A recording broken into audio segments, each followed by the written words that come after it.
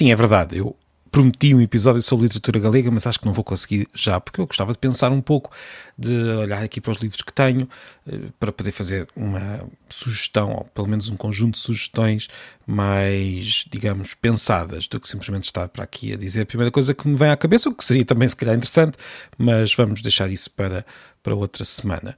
De qualquer forma, se alguém estiver com muita urgência em ler um livro em galego, e eu aconselho vivamente essa urgência, podem começar pelo Lápis do Carpinteiro de Manuel Rivas. Fica a sugestão. Olha, esta semana que já me levou a ir à Galiza e a voltar, que já nos levou a falar da direção da Terra, para cima ou para baixo, que, enfim, já foi uma semana um pouco geográfica, digamos assim, leva-me a querer acabar a semana, neste feriado de sexta-feira, a falar de outra viagem.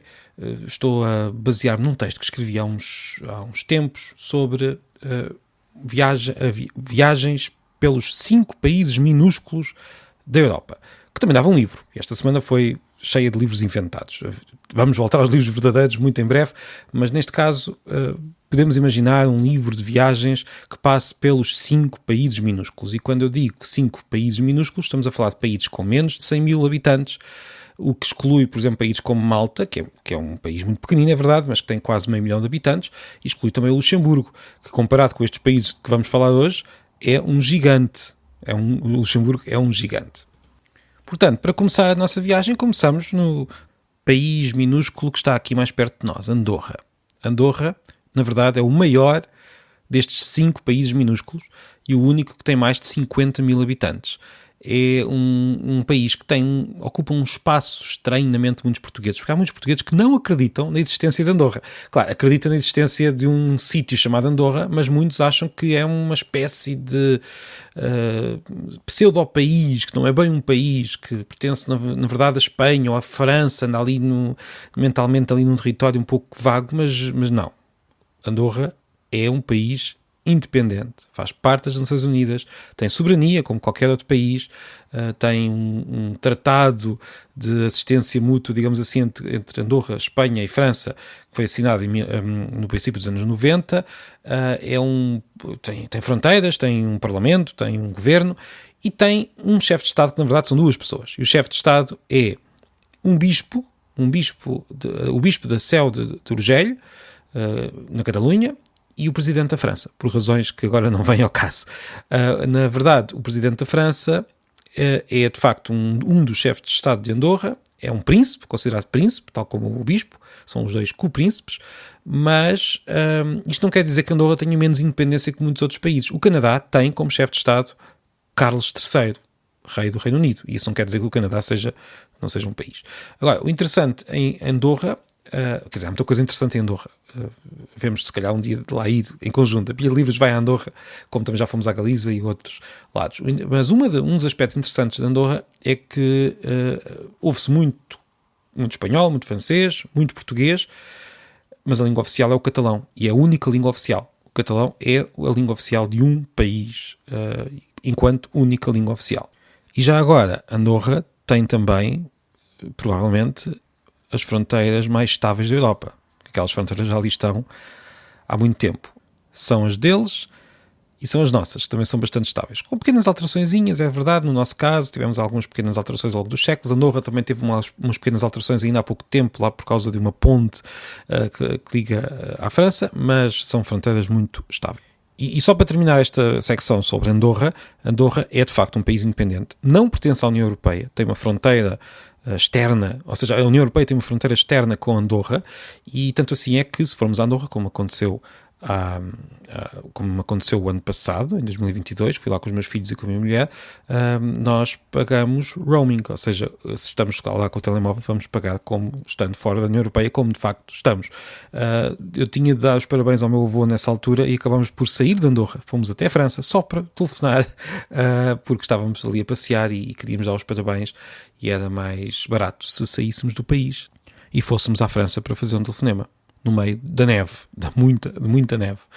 Bem, o outro país, enfim, vamos imaginar que atravessamos a fronteira para a França, continuamos em direção à Itália, havemos de chegar a um outro pequeno país, que é O Mónaco é um país que, sinceramente, parece inventado só para que as revistas cor-de-rosa francesas tenham uma família real para se entreterem sem que a França precise de se transformar numa monarquia. É como se fosse ali um pequeno globo de neve com uma monarquia lá dentro. Mas, enfim, estou a exagerar porque aquilo é um país também independente, um país minúsculo, que tem fronteiras que passam no meio da rua e que tem uma língua oficial bastante clara, que é o francês. Mas também há uma língua chamada monegasco, que é cada vez menos falada, mas é ensinada nas escolas e ainda se ouve na boca de alguns habitantes mais velhos. É uma língua que está mais ligada ao sistema de línguas e dialetos da Itália do que da França, para dizer a verdade.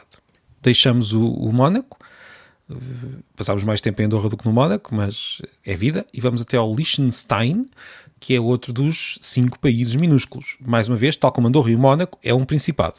É engraçado como muitos destes pequenos, nem sequer são pequenos países, estes micropaíses, chamam-se a si próprios principados como se não tivessem coragem de, se chamar, de usar outro termo, como reino ou república. Há outro país que se chama república neste grupo, mas já lá chegamos.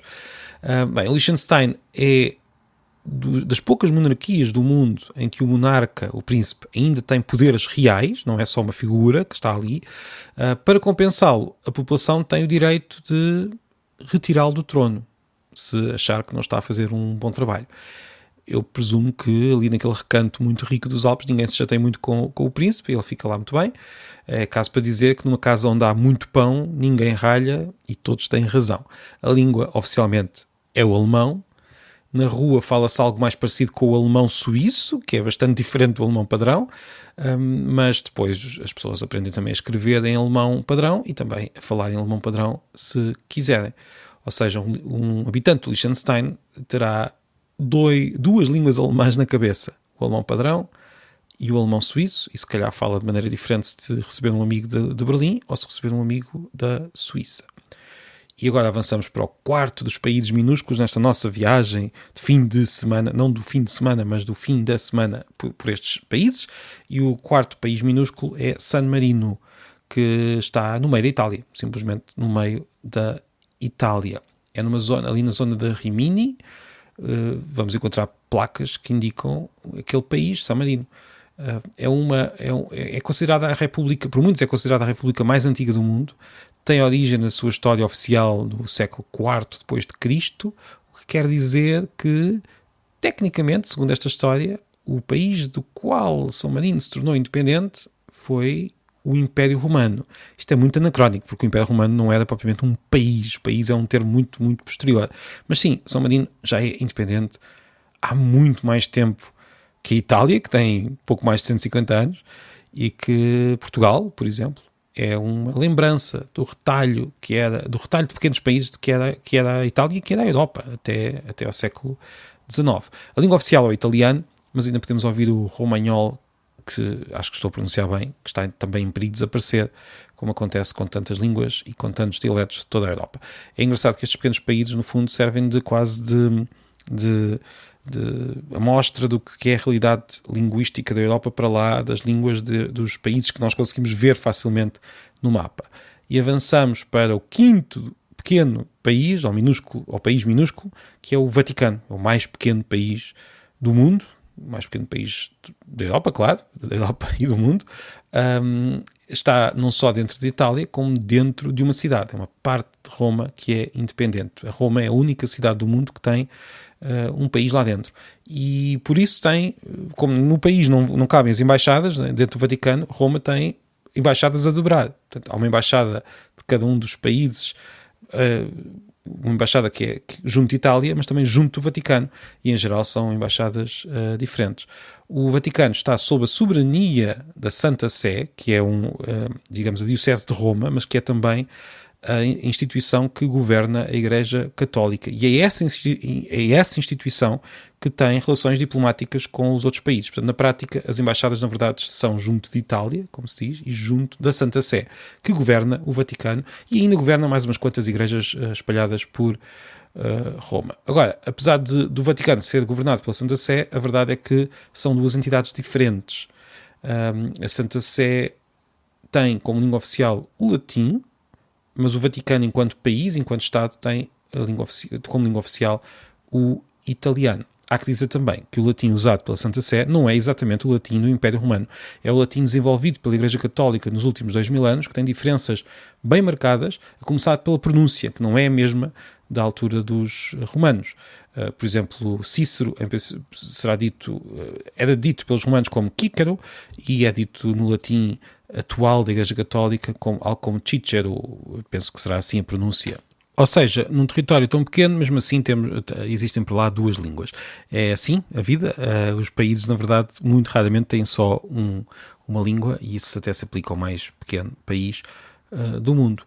E pronto, são estes os 5 países minúsculos atuais da Europa, e apeteceu-me dar esta volta nesta sexta-feira. Espero que tenha gostado e aproveito para desejar um ótimo feriado, um ótimo fim de semana, e voltamos na segunda-feira para mais pilhas de livros todos os dias, e vamos ver o que é que vai acontecer para a semana. Muito obrigado e agradeço mais uma vez, depois desta semana tão agitada, todos os comentários e toda a simpatia das pessoas que costumam ouvir a Pilha de Livros. Obrigado e até breve.